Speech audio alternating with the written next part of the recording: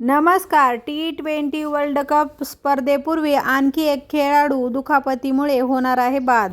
Australia आणि इतर संघाच्या काही खेळाडूंना दुखापत झाल्याने टेन्शन वाढलं आहे. आता स्पर्धेला अवघे काही दिवस शिल्लक असताना आणखी एका संघात भर पडली आहे.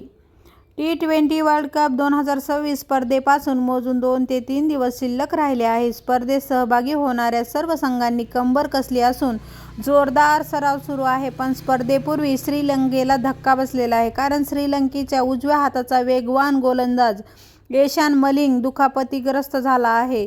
त्यामुळे त्याला T20 वर्ल्ड कप 2026 स्पर्धेला मुकावं लागणार आहे. श्रीलंकन मीडिया रिपोर्टसमोर इंग्लंडविरुद्ध T20 मालिकेत ईशान मलिंग दुखापतग्रस्त झाला. त्यामुळे T20 वर्ल्ड कप स्पर्धेत खेळणं कठीण झालं आहे. याला खांद्याला गंभीर दुखापत आहे.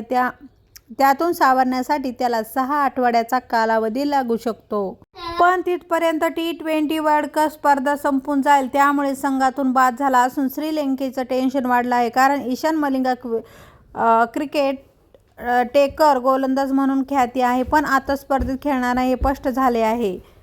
24 वर्षीय ईशान मलिंगाने श्रीलंकेसाठी 7 वन-डे आणि T20 सामने खेळले आहेत. T20 क्रिकेटमध्ये त्याने 8 विकेट घेतल्या, तर IPL स्पर्धेच्या मागच्या वर्षात छाप सोडली होती. सनरायझर हैदराबादसाठी खेळताना 6 सामने तर 13 विकेट घेतल्या होत्या.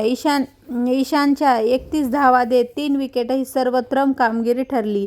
IPL स्पर्धेसाठी ही कामगिरीनंतर ईशानने गोलंदाजीचे कौतुक होऊ लागलं. त्याचा फायदा श्रीलंकेलाही झाला आणि होणार होता, पण दुर्दैवाने T20 वर्ल्ड कप स्पर्धेपासून ईशानला दुखापत झाली.